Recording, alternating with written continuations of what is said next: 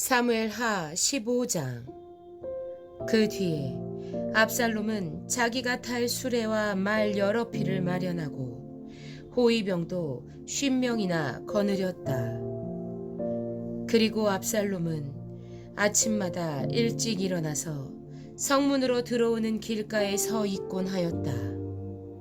그러다가 소송할 일이 있어서 판결을 받으려고 왕을 찾아오는 사람이 있으면 압살롬은 그를 불러서 어느 성읍에서 오셨느냐고 묻곤 하였다.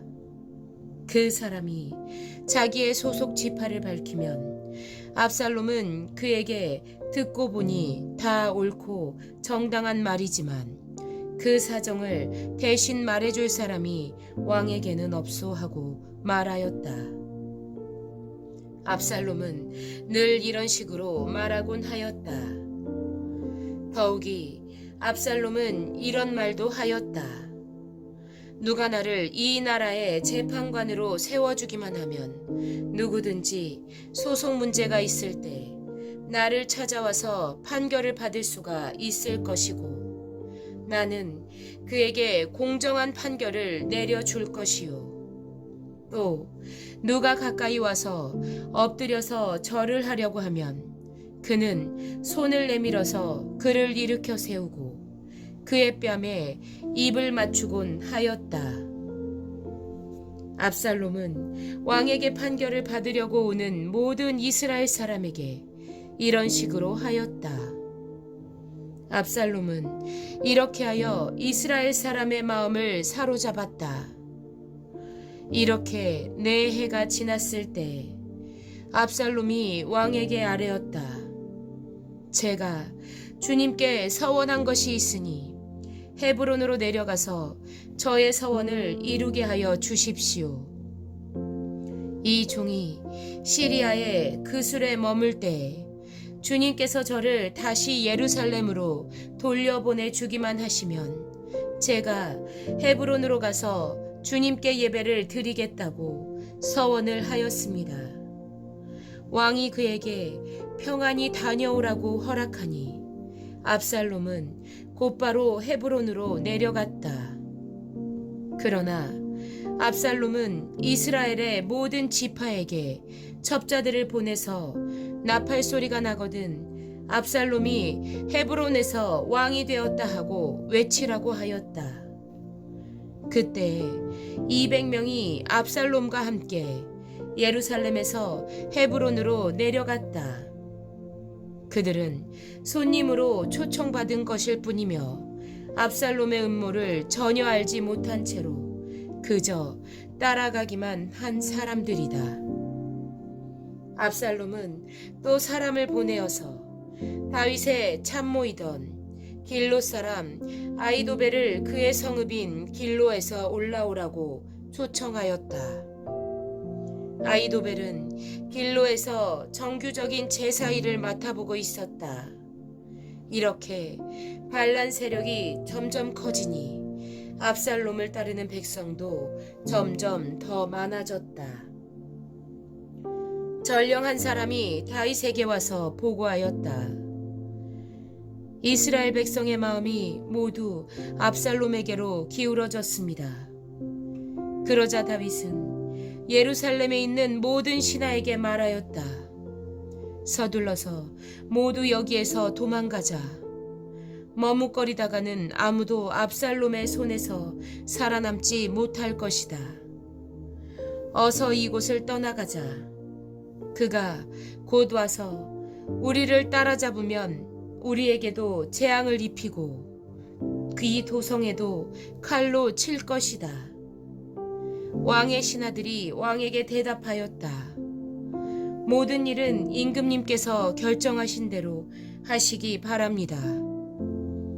이 종들은 그대로 따르겠습니다. 왕은 왕궁을 지킬 후궁 10명만 남겨놓고 온 가족을 거느리고 예루살렘을 떠났다. 왕이 먼저 나아가니 모든 백성이 그의 뒤를 따라 나섰다. 그들은 먼 궁에 이르자 모두 멈추어 섰다. 왕의 신하들이 모두 왕 곁에 서 있는 동안에 모든 그렛 사람과 모든 블렛 사람이 왕 앞으로 지나가고 가드에서부터 왕을 따라온 모든 가드 군인 600명도 왕 앞으로 지나갔다. 왕이 가드 사람 이때에게 말하였다. 어찌하여 장군은 우리와 함께 가려고 하오. 돌아가 있다가 새 왕을 모시고 지내도록 하시오. 장군은 외국인이기도 하고 장군의 본고장을 두고 보더라도 쫓겨난 사람이니 그렇게 하시오. 장군이 온 것이 바로 엊그제와 같은데 오늘 내가 그대를 우리와 함께 떠나게 하여서야 되겠소. 더구나 나는 지금 정처 없이 떠나는 사람이 아니오. 어서 장군의 동족을 데리고 돌아가시오. 주님께서 은혜와 진실하심으로 장군과 함께 계셔 주시기를 바라오. 그러나 이때는 왕에게 대답하였다. 주님께서 확실히 살아계시고 임금님께서도 확실히 살아계심을 두고 맹세합니다만 그럴 수는 없습니다. 임금님께서 가시는 곳이면 살든지 죽든지 이 종도 따라가겠습니다. 그러자 다윗이 이때에게 말하였다. 그러면 먼저 건너가시오. 그리하여 가드 사람 이때도 자기의 부하들과 자기에게 딸린 아이들을 모두 거느리고 건너갔다. 이렇게 해서 다윗의 부하들이 모두 그의 앞을 지나갈 때 온 땅이 울음바다가 되었다. 왕이 기드론 시내를 건너가니 그의 부하도 모두 그의 앞을 지나서 광야 쪽으로 행군하였다. 그런데 그곳에는 하나님의 언약궤를 메고 온 모든 레위 사람과 함께 사독도 와 있었다. 그들은 거기에다가 하나님의 궤를 내려놓았다. 아비아달도 따라 올라와서 다윗의 부하가 도성에서 나와서 왕의 앞을 모두 지나갈 때까지 거기에 있었다. 그런 뒤에 왕이 사독에게 말하였다. 하나님의 궤를 다시 도성 안으로 옮기시오. 내가 주님께 은혜를 입으면 주님께서 나를 다시 돌려보내 주셔서 이 궤와 이 궤가 있는 곳을 다시 보게 하실 것이오. 그러나 주님께서 나를 싫다고 하시면 오직 주님께서 바라시는 대로 나에게서 이루시기를 빌 수밖에 없소. 왕이 또 제사장 사독에게 말하였다. 사독 제사장님께서는 선견자가 아니십니까? 성 안으로 평안히 돌아가시기 바랍니다. 제사장께서는 아비아달 제사장과 함께 두 분의 아들 곧 제사장님의 아들 아히마아스와 아비아달 제사장의 아들 요나단을 데리고 가십시오. 두 분께서 나에게 소식을 보내올 때까지는 내가 광야의 나루터에서 머물고 있을 터이니 이 점을 명심하십시오. 그리하여 사독은 아비아달과 함께 하나님의 궤를 다시 예루살렘으로 옮겨다 놓고서 그곳에 머물러 있었다. 다윗은 올리브산 언덕으로 올라갔다. 그는 올라가면서 계속하여 울고 머리를 가리고 슬퍼하면서 맨발로 걸어서 갔다.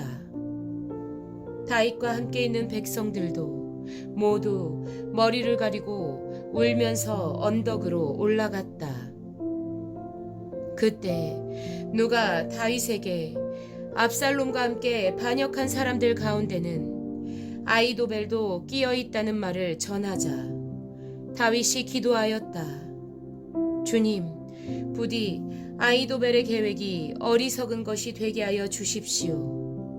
다윗이 사람들이 하나님을 경배하는 산 꼭대기에 다다르니 아렉 사람 후세가 슬픔을 못 이겨서 겉옷을 찢고 머리에 흙을 뒤집어 쓴 채로 나아오면서 다윗을 맞았다. 다윗이 그에게 말하였다.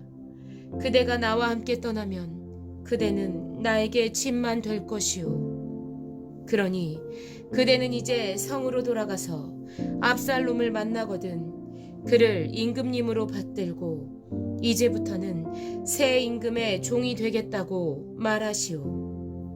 이제까지는 임금의 아버지를 섬기는 종이었으나 이제부터는 그의 아들 새 임금의 종이 되겠다고 말하시오. 그것이 나를 돕는 길이고 아히도벨의 계획을 실패로 돌아가게 하는 길이오. 그곳에 가면 두 제사장 사독과 아비아달이 그대와 합세할 것이오. 그러므로 그대가 왕궁에서 듣는 말은 무엇이든지 두 제사장 사독과 아비아달에게 전하시오. 그들은 지금 자기들의 아들 둘을 그곳에 데리고 있소. 사독에게는 아히마아스가 있고 아비아달에게는 요나단이 있으니 그대들이 듣는 말은 무엇이든지 그들을 시켜서 나에게 전하여 주시오. 그리하여 다윗의 친구인 후세는 성으로 들어갔다. 같은 시간에 압살롬도 예루살렘에 도착하였다.